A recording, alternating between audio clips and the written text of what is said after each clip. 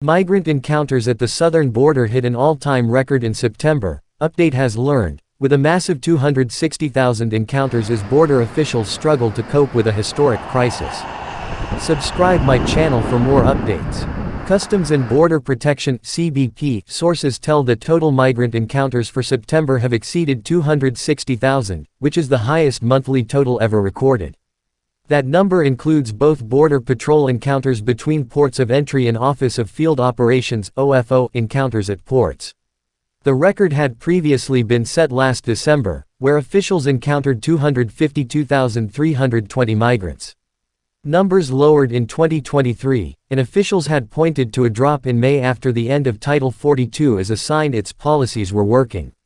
But numbers soared in July and August, with CBP announcing last week that numbers had hit 230,000 in August. As the agency announced those numbers, agents were dealing with new daily highs. Recently, agents have been encountering between 10,000 and 11,000 migrants each day, resulting in releases of migrants onto the streets in some instances. CBP officials tell that this new surge could not come at a more critical time, with Washington, D.C. battling over a spending. Border Patrol agents are essential employees dealing with national security issues. That means, if the government shuts down, agents must still work but would not receive a paycheck until the government reopens.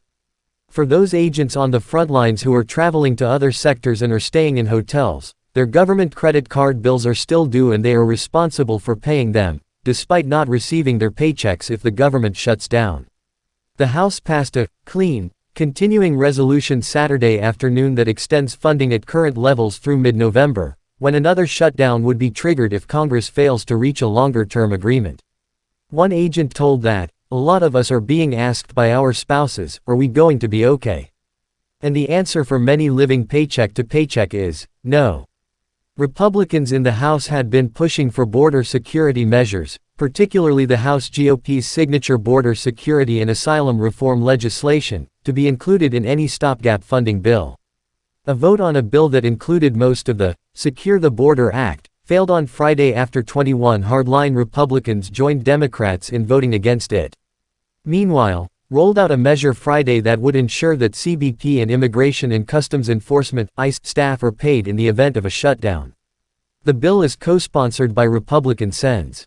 Jim Risch of Idaho, Tim Scott of South Carolina, Ron Johnson of Wisconsin, Dan Sullivan of Arkansas and Roger Wicker of Mississippi, and it has been endorsed by the National Border Patrol Council.